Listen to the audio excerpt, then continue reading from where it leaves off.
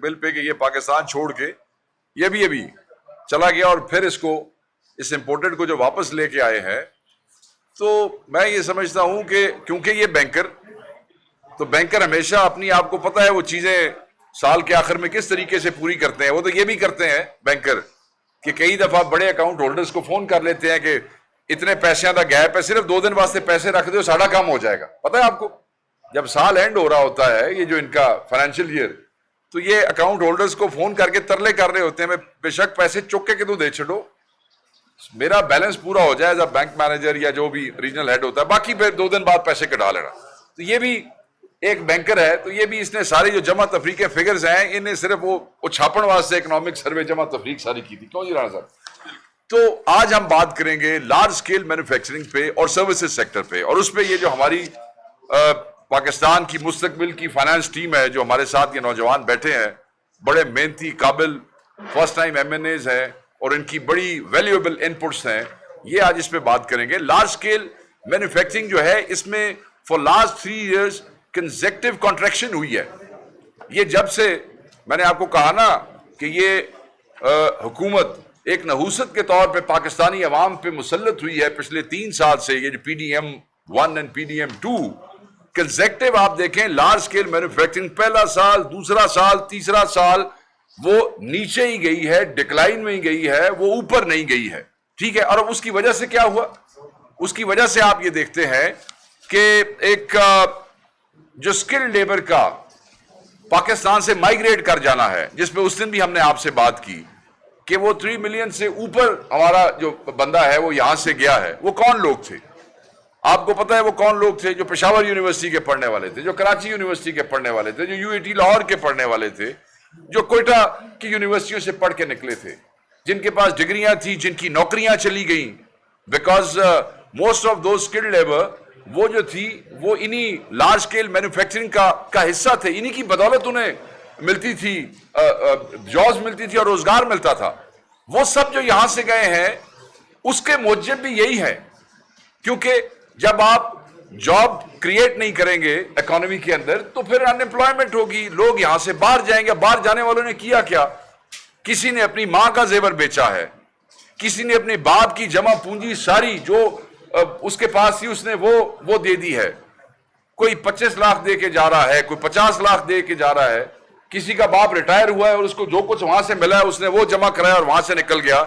تو یہ وہ ظالم لوگ ہیں جنہوں نے جو موجب بنے ہیں اتنی بڑے مائیگریشن کا, اتنی بڑی ان امپلائمنٹ کا. اور ان امپلائمنٹ کے حوالے سے آپ کو بتاتا چلوں, یہ تو اکنامک سروے میں کہتے ہیں, کیونکہ ہم اس فگر کو نہیں مانتے ہیں کہ 37% جو ہے وہ ایگریکلچر کے ساتھ وابستہ ہے, کیونکہ ایک رپورٹ مجھے ران صاحب بتا رہے تھے کہ اس کے مطابق تو انہوں نے جو بیس کیا ہے وہ 2022 کے اس کے اوپر کیا ہے.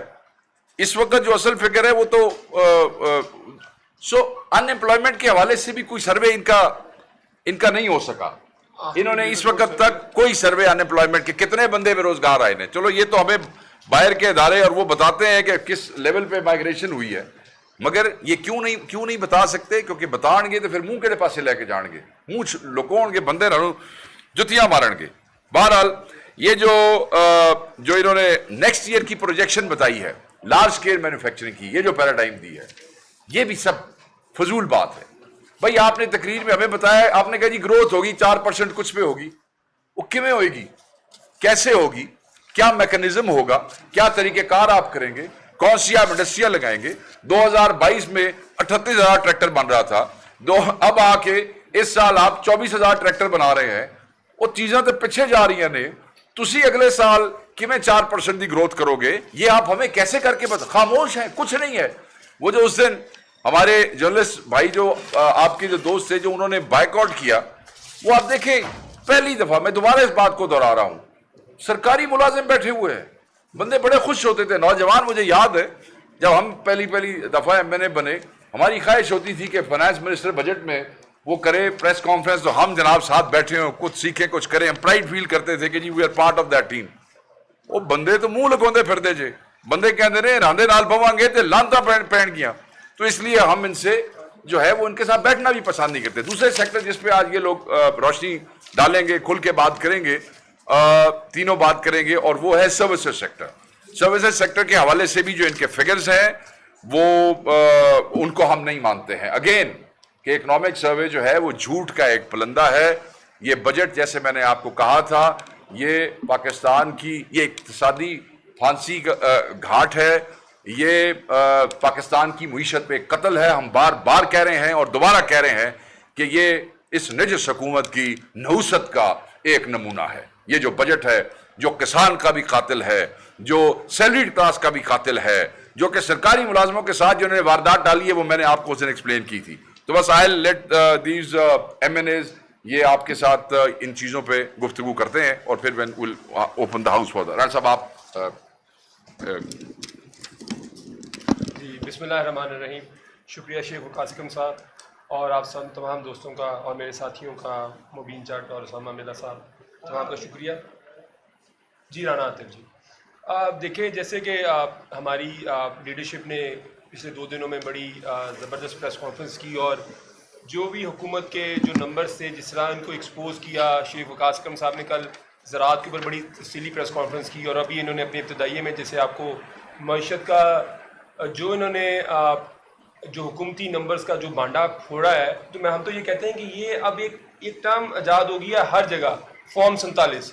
फॉर्म 47 क्या है कि जो भी नंबर हो उसके आगे 2-3 सिफर लगा दें तो वो फॉर्म 47 है। हर चीज़ में जालीपन है। अब ये पाकिस्तान की एक नई रियलिटी में हम जिंदा रहना शुरू हो गए हैं कि जैसे इलेक्शन के अंदर था कि 35,000 वोट थे, उसको 1.5 लाख कर दिया जाता था। इस तरह अगर हम नेगेटिव ग्रोथ है तो कोई बात नहीं है, चले इसको भी 4% कर दें। तो इसलिए तो इस पर तो कोई नंबर पे आप रिलाई नहीं कर सकते। तो मैं आपको इब्तदाई में बताऊंगा कि ये जो हुकूमत जब से ये कहते हैं जी बड़ा क्राइसिस था, देखिए क्राइसिस शुरू हुआ पाकिस्तान में 9 अप्रैल 2022 को।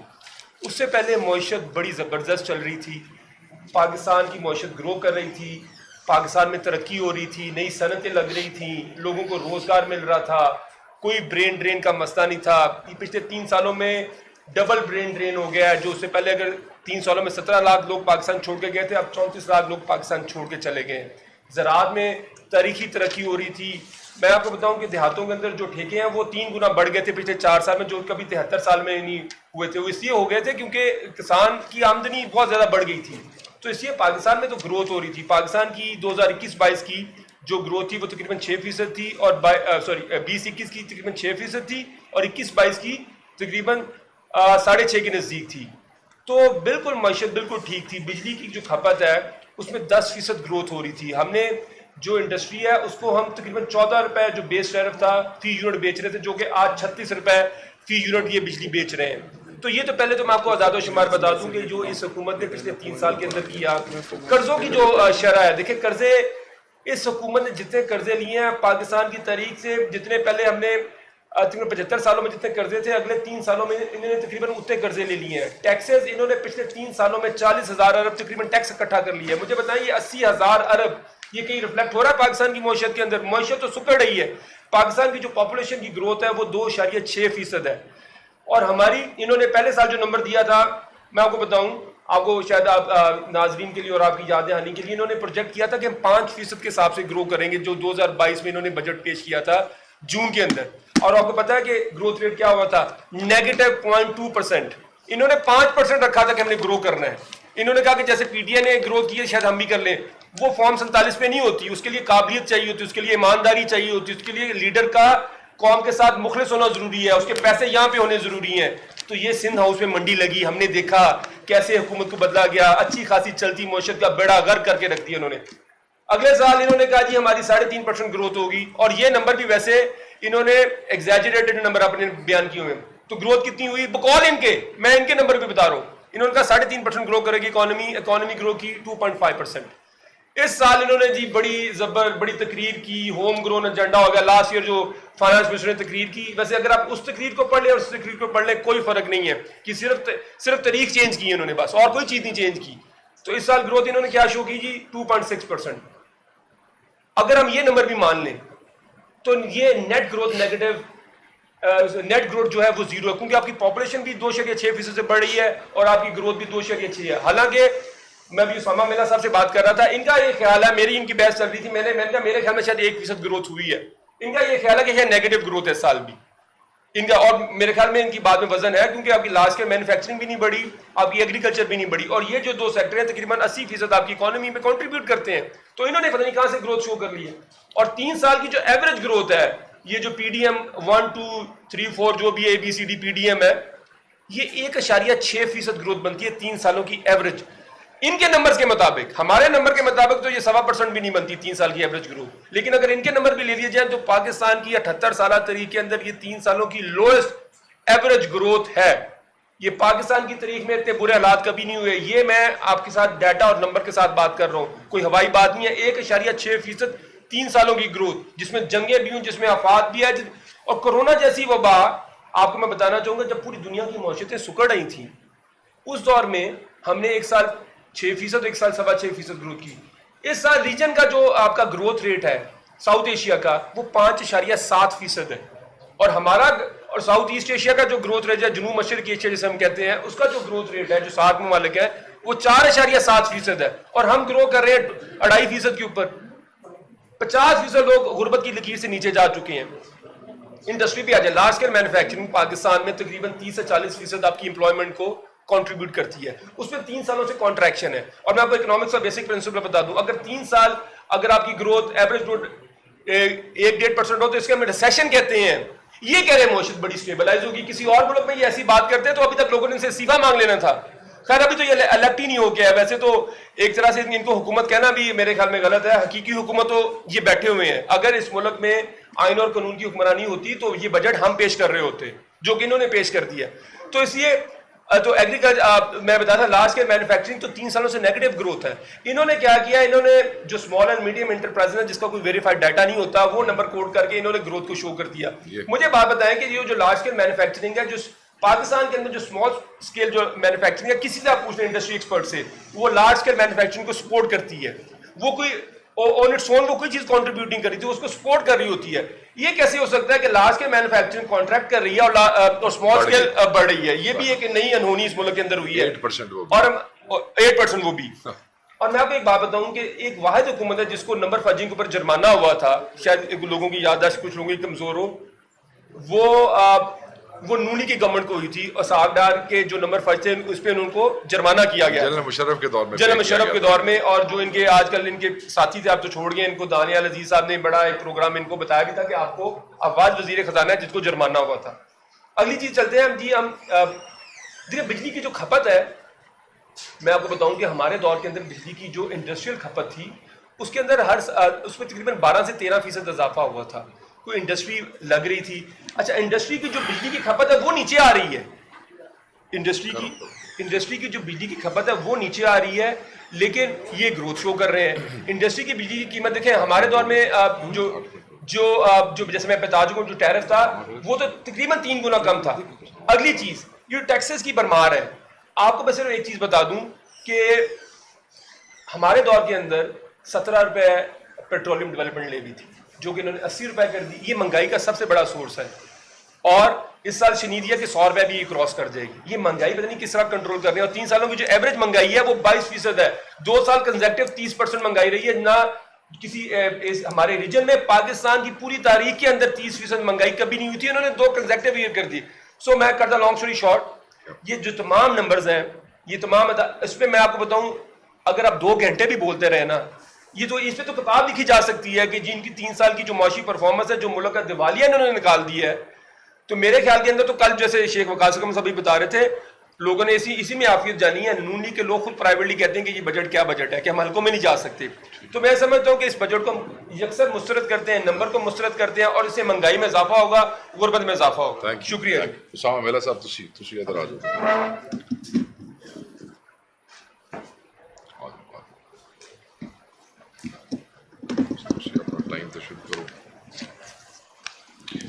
ویسے یہ بات ذہن میں رکھیے گا, جیسے رانا عاطف صاحب نے کہا کہ یہ اسحاق ڈار وہ آدمی تھا جس کو انٹرنیشنل مانیٹری اداروں نے فائن کیا تھا بیکاز آف فج فگرز. ریاست کو اور اس وقت کی حکومت کو ان کے فج فگرز کی وجہ سے, اور مجھے کریکٹلی یاد نہیں ہے کہ وہ ورلڈ بینک تھا یا ایم ایف تھا, we had to pay millions of dollars in fines, millions of dollars in fines. یہ اس کی وجہ سے دینے پڑے تھے. وہ آپ آگے اس کا ذرا تحقیق کر لیجیے گا, آپ کو اندازہ ہو جائے گا. مجھے یاد ہے اس وقت. پلیز. بسم اللہ الرحمن الرحیم. السلام علیکم سب کو. کافی دوستوں ابھی ہمارے ساتھ موجود تھے خزانہ کمیٹی کی میٹنگ میں, وہاں پہ بہت طویل گفتگو ہوئی وزیر خزانہ صاحب سے, اس پہ بھی جائیں گے. لیکن پہلے یہ جو شیخ صاحب بات کر رہے ہیں اسحاق ڈار صاحب والے جرمانے کو, اورنگزیب صاحب کو ان کی پشت بہت مضبوط ہے. جب وزیر خزانہ ان کو لگایا گیا اس ملک پہ تو یہ دکھایا گیا عوام کو کہ پرائیویٹ سیکٹر کا شریف آدمی ہے, بڑے ریفارمز کرے گا. تو ہمیں تو یہ تھا کہ شاید ان کی کچھ عادتیں جو ہیں وہ اسحاق ڈار صاحب کو پڑ جائیں. لیکن میرا خیال ہے وہ جراثیم ہی اتنا مضبوط ہے نون لیگ کا کہ نمبر فجنگ والی جو عادت ہے اسحاق ڈار صاحب کی وہ الٹا اورنگزیب صاحب کو بھی پڑ گئی ہے. جو اثر ان کا اس پہ ہونا چاہیے تھا وہ ان پہ ہو گیا ہے. اللہ تعالیٰ اس ملک کا حامی و ناصر ہو. میں مختصراً, دیکھیں ایک ملک کی معیشت چلانا بغیر عوام کے کانفیڈنس کے, بغیر عوام کے اعتماد کے ناممکن ہے. جو پچھلے 3 سال میں پاکستان کی بدحال معاشی صورتحال نے ثابت کیا ہے. ہم ابھی بھی امید کرتے ہیں کہ اس ملک میں فیصلہ ساز حلقے ہوش کے ناخن لیں گے اور ایک عوامی مینڈیٹ سے آئی ہوئی حکومت کو اس ملک پہ حکومت کرنے دیں گے. 3 سال سے پاکستان نیگیٹو گروتھ کا شکار ہے. یہ بات ہر ٹی وی چینل پہ ہو رہی, یہ بات ہر پریس کانفرنس میں ہو رہی ہے.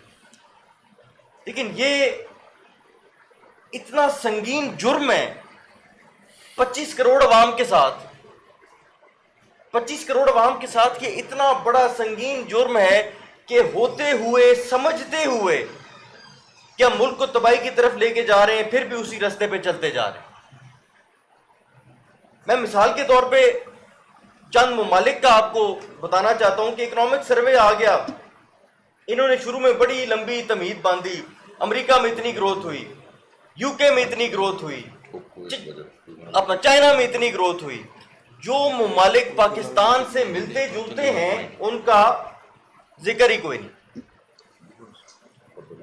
میں آپ کو تھوڑا سا بتاؤں کہ انڈیا میں اس سال پروجیکٹڈ گروتھ 6.5% تھی, وہ آخری کوارٹر میں 7% بھی کراس کر گئی. بنگلہ دیش میں خونی انقلاب کے باوجود 4% گروتھ ہوئی. سری لنکا میں خونی انقلاب کے باوجود 5% گروتھ ہوئی. ایتھوپیا میں, افریقہ میں 6.5% گروتھ ہوئی. کیا ہم ان ملکوں سے گئے گزرے ہیں؟ کیا اس ملک کی عوام میں وہ ٹیلنٹ نہیں ہے, یا اس ملک کے صنعت کار کے اندر وہ ٹیلنٹ نہیں ہے, کیا اس ملک کے ایکسپورٹر کے نہیں. یہ محض حکومتی پالیسیوں کی وجہ سے اور عوام کا اپنی حکومت پہ اعتماد نہ ہونے سے پاکستان کی یہ حالت ہے. مہنگائی کی شرح 4.5% حکومت بتاتی ہے. اسٹیٹ بینک کی ویب سائٹ پہ 10.5% لکھی ہوئی ہے کور انفلیشن. اسٹیٹ بینک کی ویب سائٹ, آپ سب بھائی موجود ہیں, اسٹیٹ بینک کی ویب سائٹ کھولیں, 10.5% آپ کی کور انفلیشن ہے. اگر 4.5% ہوتی تو شرح سود ہماری 11% پہ ہوتی. لیکن نا نقل کے لیے عقل چاہیے ہوتا ہے, جھوٹ بولنے کے لیے. اچھا ایس ایم ایز بڑھ گئی. ہم اس 10.5 کو بھی جو سمجھتے ہیں وہ بھی غلط ہے. ہم سمجھتے ہیں اس سے زیادہ ہے کور انفلیشن. ہم سمجھتے ہیں کہ 10.5 سے بھی زیادہ ہے, جو کہ امید ہے کہ پاکستان کی عوام بھی یہی سمجھتی ہوگی, جن کی بائنگ پاور میں اتنی کمی آئی ہے کہ 45% ورلڈ بینک کی رپورٹ کے مطابق غربت کی لائن سے نیچے ہیں, لیکن ان کے مطابق ہم ترقی کر رہے ہیں. دیکھیں آج وزیر خزانہ صاحب سے بہت تفصیلی گفتگو ہوئی. ان سے ہم نے پوچھا کہ وہ کون سی چھوٹی سند ہے.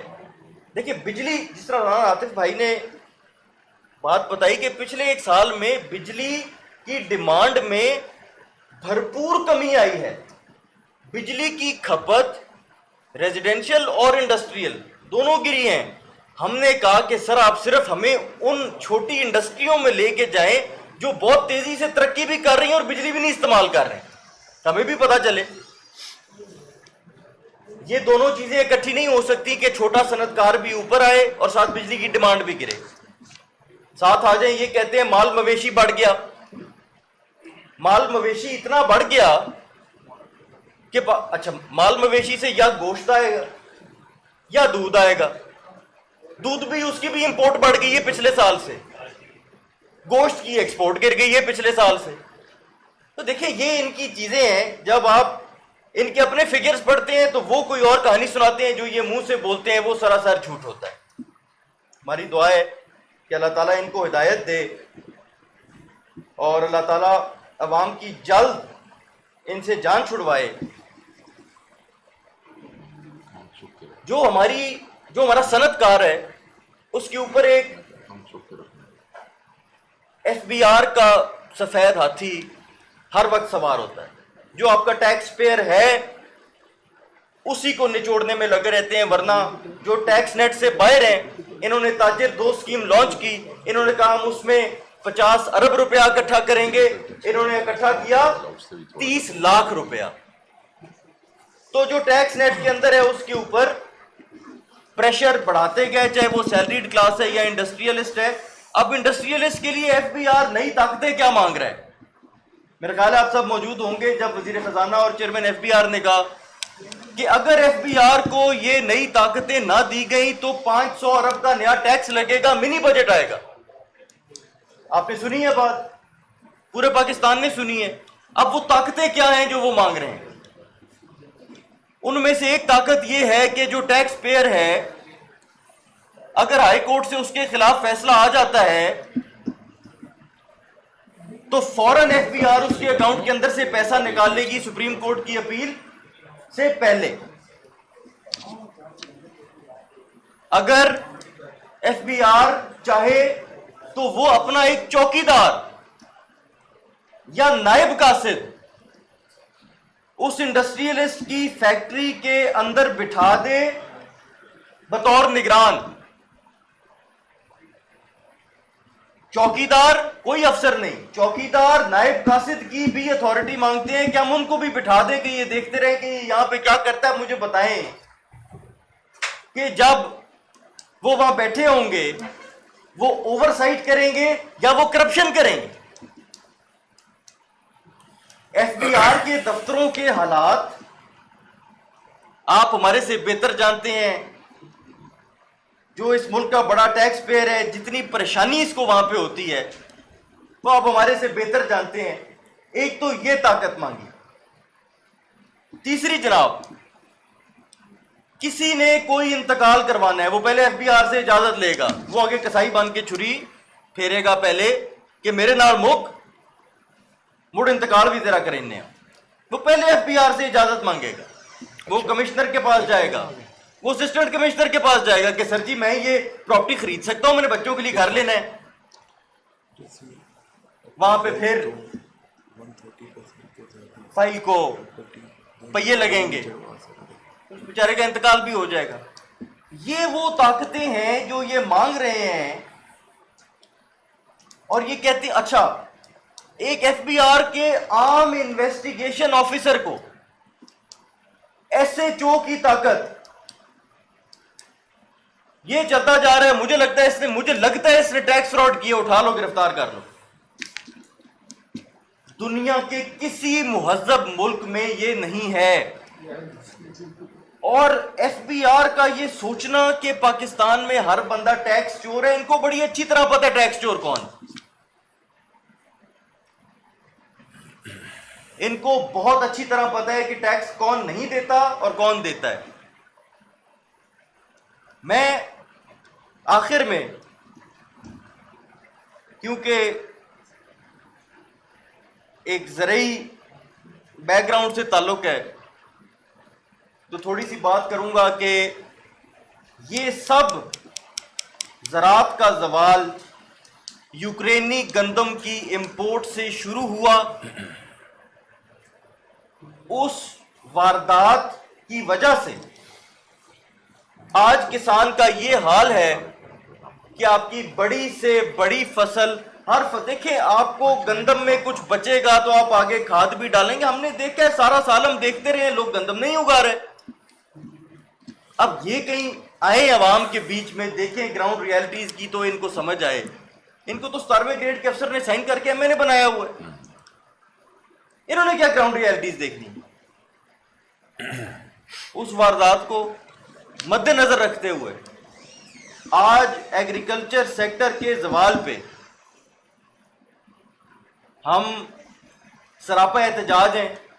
اپنے کسان کے ساتھ ہم شانہ بشانہ کھڑے ہیں اور انشاءاللہ تعالی وہ دن دور نہیں کہ ایک عوامی حکومت اس ملک میں حکومت کرے گی اور عوام دوست پالیسیاں مینوفیکچررز کے لیے, سروس سیکٹر کے لیے اور کسان کے لیے لے کر آئے گی. شکریہ. Thank you. اور ادھر آ جاؤ.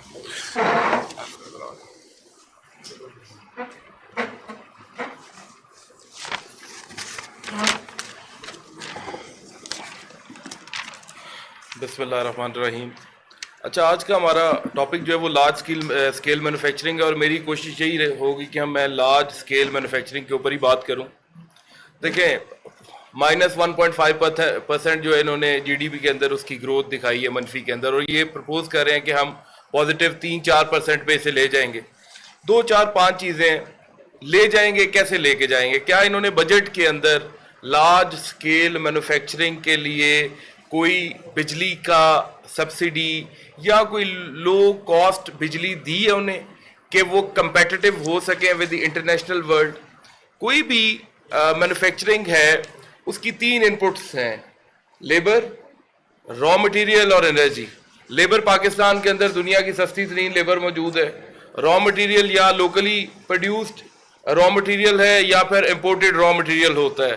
امپورٹڈ جو ہے وہ آپ کو انٹرنیشنل مارکیٹ پرائزز کے اوپر جو ہے وہ اویلیبل ہے. تیسری یہ اہم چیز انرجی. انرجی اگر آپ کو سستی نہیں ملے گی تو آپ کیسے اپنے مینوفیکچرر کو جو ہے وہ کمپیٹیٹیو کر سکیں گے؟ اگر وہ آپ کمپیٹیٹیو نہیں کر سکتے تو آپ لارج اسکیل مینوفیکچرنگ جو مرضی کر لیں, آپ اسے اوپر نہیں لے کے جا سکتے. اس کے اندر عمران خان نے, پی ٹی آئی کی گورنمنٹ نے کووڈ کے دور میں سبسڈی دی بجلی کے اوپر کہ جو آج ایک فیکٹری والا آج جنوری 2020 کے اندر اگر اس نے 1 لاکھ یونٹ بجلی کے استعمال کیے ہیں, اگر وہ اس سے اگلے سال جنوری کے اندر 2 لاکھ یونٹ یوز کرے گا تو اسے جو اس نے ایکسیسو یونٹس ہیں اس کے اوپر اسے ڈسکاؤنٹ ملے گا 50%, 40% یا آدھی قیمت میں اسے بجلی ملے گی. کوئی اس طرح کی چیز انہوں نے بجٹ میں ہمیں دی ہے. عمران خان کے زمانے میں اور اس سے پہلے, آج سے 3 سال پہلے چلے جائیں تو لارج اسکیل مینوفیکچرنگ کو جو مینوفیکچررز تھے ان کی مشینری امپورٹ کے اوپر ایل ٹی ایف ایف کی ایک بینکنگ سہولت موجود تھی, لون کی, وہ 2% کے اوپر, وہ 3% کے اوپر کوئی بھی کیپٹل گڈز امپورٹ کر سکتے تھے. مطلب اپنی جو ہے وہ فیکٹری کے لیے مشین یا کوئی بھی کیپٹل گڈ امپورٹ کر سکتے تھے جس سے وہ اپنی ایکسٹینشن کر سکتے تھے. انہوں نے 3 سال جو ہے وہ انٹرسٹ ریٹ, پالیسی ریٹ اتنے ہائی رکھے ہیں کہ لارج اسکیل مینوفیکچرر بیچارہ مر گیا, وہ اپنا کاروبار کرنے کے قابل نہیں ہے, بلکہ اس کے پاس جو اپنا کیپٹل تھا وہ اس کا کیپٹل جو ہے وہ ڈرین ہو گیا. ابھی دوبارہ سے کیا ان کی کوئی ایسی پالیسی ہے کہ یہ 11% والی پالیسی ریٹ کو جو ہے وہ 4-5-6% پہ لے کے جائیں؟ مجھے بالکل یہ والی ان کی پالیسی نظر نہیں آتی. اوپر سے ایف بی آر کے جو ٹارگٹس ہیں وہ میٹ نہیں ہوتے. ابھی جو انہوں نے اپنے 20% مزید ٹارگٹ جو ہے ٹیکس ریونیو کا بڑھایا ہے, تو انہوں نے ٹیکس ریونیو کس سے پورا کرنا ہے؟ ٹیکس پیئر سے. ٹیکس پیئر جو میجر یہ انڈسٹری والے ہیں ان لوگوں سے وہ اپنا ریونیو جو ہے وہ شارٹ فال یہ پورا کریں گے. اسامہ صاحب نے جیسے بات کی کہ ٹیکس فراڈ, انہوں نے clause 6 of the finance bill sub clause 1 اس کے اندر سیلز ٹیکس ایکٹ کے سیکشن 2 کے اندر جدھر ڈیفینیشنز ہوتی ہیں ادھر انہوں نے ٹیکس فراڈ کی ایک اتنی لمبی چوڑی ڈیفینیشن بتائی ہے کہ یہ بندہ بھی ٹیکس فراڈ ہے, یہ بندہ بھی ٹیکس فراڈ ہے. حالانکہ آخر کے اوپر انہوں نے یہ کہہ دیا کہ ایف بی آر کا افسر اگر سمجھے کہ اس بندے نے ٹیکس فراڈ کیا ہے تو اس بندے کو اسٹیبلش کرنا پڑے گا کہ اس نے ٹیکس فراڈ کیسے نہیں کیا. انصاف کے تقاضوں کے یہ منافی ہے. اگر جو بندہ الزام لگاتا ہے اسٹیبلش کرنا اس کا کام ہے. ادھر وہ کہہ رہا ہے کہ الزام لگانے والے نے اسٹیبلش نہیں کرنا, جس کے اوپر الزام لگ رہا ہے اس نے خود کو بے گناہ پہلے دن ہی ثابت کرنا ہے, ورنہ ہی از اے ٹیکس فراڈیا. اگر آپ اس طرح کے بندوں کو اور اس کے بعد ٹیکس فراڈ کی جو آگے جا کے سزا بتائی گئی ہے دیٹ از 10 ایئر, 10 سال امپریزنمنٹ اس کی سزا ہے. اور وہ بندہ جو آپ کے بہاف پہ, آپ کے کسی کے بہاف پہ کسی کی ریٹرن فائل کرتا ہے, اور اگر اس کی ریٹرن کے اندر کوئی کنسیلمنٹ ہے یا چھوٹی موٹی غلطی ہے, انسانی فطرت ہے, انسان سے غلطیاں ہو جاتی ہیں, آپ کا جو وکیل, آپ کا جو آڈیٹر یا آپ کا کوئی دوست بھائی آپ کے بہاف پہ اگر کوئی ریٹرن فائل کر رہا ہے تو وہ بندہ بھی ٹیکس فراڈ کی ڈیفینیشن کے اندر فال کرے گا, اور اس کے اوپر بھی 10 سال کی سزا ہوگی. یہ دیکھیں, یہ اگر اس طرح کی چیزیں آپ اپنے فائنانس بل کے اندر لے کے آ رہے ہیں تو کیسے آپ توقع کر سکتے ہیں؟ وکیل بھی بے روزگار ہو جائیں گے, وکیل بے روزگار ہو جائیں گے. اس کے بعد مزے کی بات یہ ہے کہ پاکستان کے اندر ٹرن اوور کا 2%, 3%, 4% میکسیمم پروفٹس ہیں. اس سے زیادہ آپ کی سیلز کے پروفٹس نہیں ہیں جن کے بڑے بڑے ٹرن اوورز ہیں اور لارج سکیل مینوفیکچرنگ کرنے والی کمپنی ہے. پاکستان میں جب ہم 18ویں ترمیم لے کے آئے, وفاق نے سارے جو ہے وہ خرچے جو ہے برداشت کیے صوبوں کو انفراسٹرکچر کے لیے, کھانے کے لیے, پینے کے لیے, ان کی آسائشوں کے لیے وفاق پیسے دیتا ہے. لیکن آج تک سندھ گورنمنٹ جو ہے انفراسٹرکچر ڈیولپمنٹ سیس, آج تک وہ ویلیو آف امپورٹ کے اوپر 1.85 چارج کر رہا ہے. مجھے یہ بتائیں 1.85 آف دی ویلیو جو ہے وہ ہر اس امپورٹ کے اوپر چارج ہوتی ہے جو پورٹ کے through Karachi port Qasim, SAPT سے گزر کے چیزیں پاکستان آتی ہیں. سارا انفراسٹرکچر نیشنل ہائی وے کا استعمال ہو رہا ہے, وفاق کے پانی ہے, وفاق کی پورٹس ہیں, انفراسٹرکچر نیشنل ہائی وے جو ہے وہ وفاق ہے. اور اگر کوئی تھوڑا بہت سندھ کا انفراسٹرکچر بھی یوز ہوتا ہے تو وہ بھی تو پیسے وفاق نہیں دیے ہوئے انہیں. یار اگر آپ اس طرح کی چیزیں اور ایمبیگوٹیز جو ہے وہ ہوں گی, اور ایک صوبہ جو اس چیز کا فائدہ اٹھائے کہ میری اگر پانی پاکستان کے ہے نا, تو اگر سندھ کی پورٹس یوز ہو رہی ہیں تو سندھ بھی پاکستان کا حصہ ہے. تو اگر سندھ والے اپنے شہر سے گزر کے آنے کا ہمارے سے, اسے بیسیکلی میں آپ کو آسان الفاظ میں سمجھاؤں تو یہ محصول ہے. محصول چنگیاں جیسے ہوا کرتی تھی, جگہ ٹیکس بھی آپ اسے کہہ سکتے ہیں. یہ جگہ ٹیکس ہے جو سندھ آج تک آپ سے لے رہے ہیں, اور یہ سینکڑوں ارب روپیہ سالانہ اس کی کلیکشن ہے. پاکستان کی ٹوٹل امپورٹ کا 1.85% is collected by the Sindh excise department on imports. یہ اللیگل ہے, یہ غیر آئینی ہے. یہ ٹریڈرز کا, یہ مینوفیکچررز کا, یہ کاروباری لوگوں کا, حالانکہ پاکستان کی عوام تک یہ امپیکٹ جاتا ہے. This is indirect tax, that is not direct tax. یہ نہ اس کا ریفنڈ ملتا ہے جیسے انکم ٹیکس اور سیلز ٹیکس کا ملتا ہے, نہ ہی کوئی اس کی ایڈجسٹمنٹ ہے. یہ فی ہے, یہ لیوی ہے, یہ کاسٹ کا حصہ بن جاتی ہے آپ کی. اس طرح کی چیزیں جو ہے آپ کیٹر نہیں کر رہے. پھر آپ کہہ رہے ہو لارج سکیل مینوفیکچرنگ آپ 3-4% پازیٹیو میں لے جاؤ گے مائنس سے, کیسے پاسبل ہے؟ ہم لوگوں کو پاگل بنا رہے ہو آپ لوگ. ایک سائڈ پہ $1.2 بلین آپ کلائمیٹ فائنینسنگ آپ دنیا سے لے رہے ہو, دوسری سائڈ پہ ہائیبریڈ گاڑیوں کے اوپر, الیکٹرک گاڑیوں کے اوپر, سولر پینلز کے اوپر 18% ٹیکس کر رہے ہو. کل کو کس منہ سے جاؤ گے آپ لوگ باہر کی دنیا سے پیسے لینے کے لیے؟ کس چیز کا آپ گرین فائنانس لوگے, کس چیز کا کلائمیٹ افیکٹ کا فائنانس لوگے انٹرنیشنل ورلڈ سے؟ ہاؤ از اٹ یہ پاسبل کیسے ہے؟ ایک دفعہ یا پھر آپ کا ذہن ہم ایک دفعہ جو ہے وہ باہر کی دنیا سے لے لیں, ہم نے اگلی دفعہ تو آنا نہیں ہے, پھر اگلے جانے اور ان کا کام جانے, ہم ابھی ٹیکس لگائیں. یار جس چیز کے وجہ سے آپ لوگ باہر کے ملک سے قرضہ لے رہے ہو, اسی چیز کے اوپر, انہی چیزوں کے اوپر آپ ادھر ٹیکس بھی کر رہے ہو. یار کچھ تو شرم ہونی چاہیے, کوئی غیرت ہونی چاہیے. یہ اس طرح کی چیزیں زیب نہیں دیتی کسی بھی سمجھدار آدمی کو. اس کے اوپر جو ہے وہ مہربانی کریں. اور دوسرا clause 6 sub clause 16 of finance bill, جس کے اندر انہوں نے سیلز ٹیکس ایکٹ کے سیکشن 37A, 37AA, 37B یہ امینڈ کیے ہیں. اور انہوں نے تھانے کا اختیار دے دیا ہے، ایک تھانے دار کا اختیار دے دیا ہے، اور اس انسپیکٹر کو تھانے دار کا اختیار دے دیا ہے. وہ سمجھے گا کہ یہ چور ہے، وہ چور ہے، میں چور ہوں، یہ چور ہے، کوئی بھی چور ہے، وہ جا کے گرفتار کر کے لے آئے گا، اور اپنے کمشنر کو، اپنے اسسٹنٹ کمشنر کو بھی اطلاع نہیں کرے گا، ضرورت ہی نہیں ہے اسے اطلاع کرنے کی. اور اگر اسسٹنٹ کمشنر سمجھے کہ اس نے غلط گرفتار کیا وہ اسے چھوڑ دے گا. یار یہ کوئی عزت ہے؟ یار ٹیکس پیئر کے لیے، کاروباری بندے کے لیے ایک ایف آئی آر بہت بڑی چیز ہوتی ہے. وہ بیچارہ کانپتا ہے، یار میرے پہ ایف آئی آر ہو جائے گی، مجھے کوئی پکڑ لے گا. آپ اگر اس طرح کی کاروائیاں کرنی شروع کر دو گے تو کون آپ کے ملک کے اندر انویسٹ کرے گا؟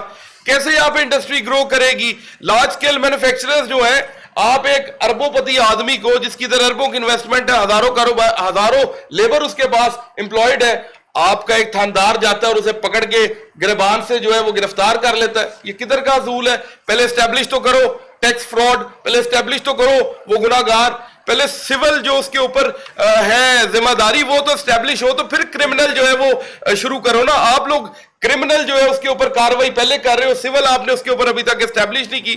یہ دو چار چیزیں ہیں. پھر ٹیکس آن سروسز ہے. یہ مزے کی بات ہے، ابھی انہوں نے نا انٹرمیڈیری کا ورڈ یوز کیا اور آن لائن مارکیٹ پلیس کا انہوں نے ورڈ یوز کیا فائنانس بل کے اندر.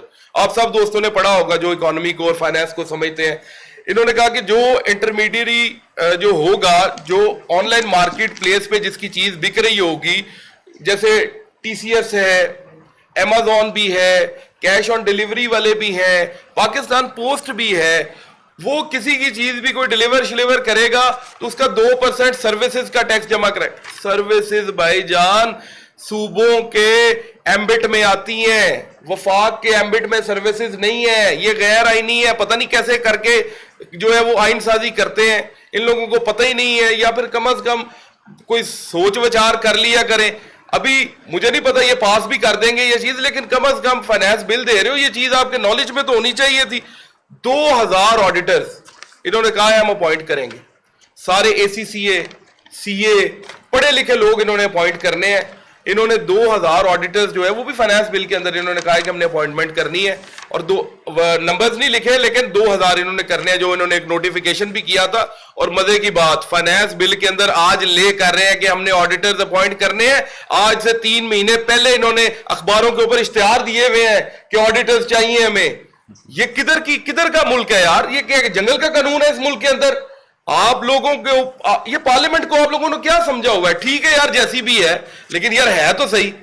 آپ لوگوں کو نہیں بنائی ہے نا، اب جس طرح کے بھی اسے بھی نہیں مانتے.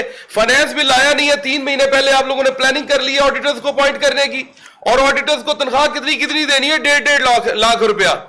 یار مجھے یہ بتائیں، وہ جو 2000 آڈیٹر 1.5 لاکھ تنخواہ کے اوپر آئے گا، وہ انڈر پیڈ ہوئے گا، وہ رشوت لے گا، وہ آپ کے گریبان پکڑے گا، وہ آپ کو غلط نوٹسز کرے گا، وہ آپ کے اوپر غلط آرڈر کرے گا، آپ کے اوپر ٹیکس لگائے گا، آپ کو ذلیل کر دے گا، آپ کو خوار کر دے گا، آپ کا کاروبار بند کرنے پہ تلا ہوگا. یار اگر رکھنے ہیں کسی طریقہ کار سے رکھو، انہیں تنخواہ اچھی دو. اور کانٹریکٹ والے ہیں، میں نہیں کہتا انہیں فل ٹائم رکھو، ٹھیک ہے لیکن تنخواہ تو دو نا، وہ رشوت تو نہ لے.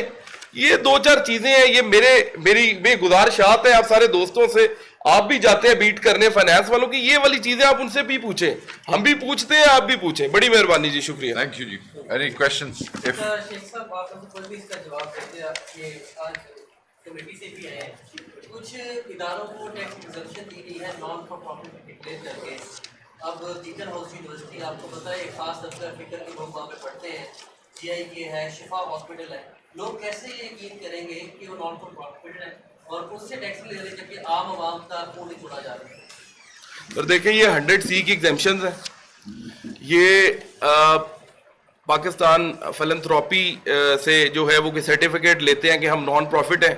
ان کا کوئی پاکستان فلنتھراپی کوئی ادارہ ہے، وہاں پہ ان کی کوئی چیزیں لکھی بھی ہوئی ہیں 236 سیکشن کے اندر شاید. وہاں سے اگر وہ ریکوائرمنٹس پہ پورا اترتا ہے تو وہ بندہ 100C کی ایگزمپشن لے سکتا ہے. جیسے اس کے اندر ایدی بھی آتا ہے، جیسے اس کے اندر سیلانی ویلفیئر بھی آتا ہے، اس کے اندر اور بھی اس طرح کے بڑے ادارے ہیں، وہ ٹیبل انہوں نے فائنانس بل کے اندر دیا ہوا ہے. لیکن آپ کی بات بالکل ٹھیک ہے کہ اگر کوئی اسکول، کالج یا کوئی اس طرح کی چیز، یونیورسٹی یا اور بھی بڑے ادارے ہیں اس کے علاوہ، تو ہاں سارے تو یہ انہیں ضرورت ہے نا کہ اپنا طریقہ کار ٹھیک کریں, اپنے وہ رولز کے اندر وہ امینڈمنٹس کریں کہ کوئی بے وجہ یا کوئی اس کا غلط استعمال نہ کرے. ٹھیکا خان صاحب, شیخ صاحب کو یہ بتائیے گا کہ ریلی کی تیاریاں ہیں, پروٹیسٹ کی تیاریاں ہیں آپ کی, کیا وہ اسلام آباد کی طرف بھی آئیں گی یا فی الحال صرف کے پی کی حد تک ہی پروٹیسٹ ہوگا؟ دیکھیں جو پروٹیسٹ ہے وہ آپ نے دیکھا کہ آج کے پی میں ریلی ایک بہت بڑی ریلی وہاں پہ نکالی گئی ہے. اسلام آباد کی طرف آنے کا اس وقت خان صاحب کی طرف سے کوئی ایسا اندیہ نہیں دیا گیا, مگر بہرحال یہ چیزیں پورے پاکستان میں ڈیورٹ ہوں گی. اس میں لاہور, اس میں کراچی جو ہے یہ اس طرف یہ چیزیں شفٹ ہوں گی. پنجاب میں کوشش کی جائے گی کہ اسی قسم کے جو کٹ ہیں ان کو مینیج کیا جائے اور اس قسم کی ریلی. تو ابھی تک اسلام آباد دیکھیں, پلس یہ اپنے ذہن میں رکھیے گا ٹکا خان صاحب, this is phase 1. This is phase 1. You can say کہ یہ موبلائزیشن کی پریپریٹری فیز ہے. جڑے لوگ یہ سمجھ رہے ہیں کہ بس یہی ہے اور نہیں, یہ پریپریٹری فیز ہے. اب آپ دیکھیں یہ اس وقت بجٹ ہے, پھر بیچ میں محرم کے ایام آپ دیکھ لیں, تو یہ چیزیں پریپریشن سے پہلے فیز سے نکل کے تو پھر بعد میں اپنا مومنٹم پکڑیں گی, ہم آپ سے شیئر کرتے رہیں گے. جٹ صاحب نے آج بڑے اچھے 1-2 پوائنٹ جڑے چکے نے, انہوں تسی جی دسو. آپ نے بات کی کہ احتیاط کا جو انسپیکٹر ہے وہ ایکسیپشن کا اس کو اختیارات دے دیے جائیں گے. تو پھر اس وقت جو ڈیٹا ہمارے پاس موجود ہے, تاجروں نے 65 ارب روپے کا ٹیکس دیا, ملازمین نے اس پر 600 ارب روپے کا ٹیکس دیا.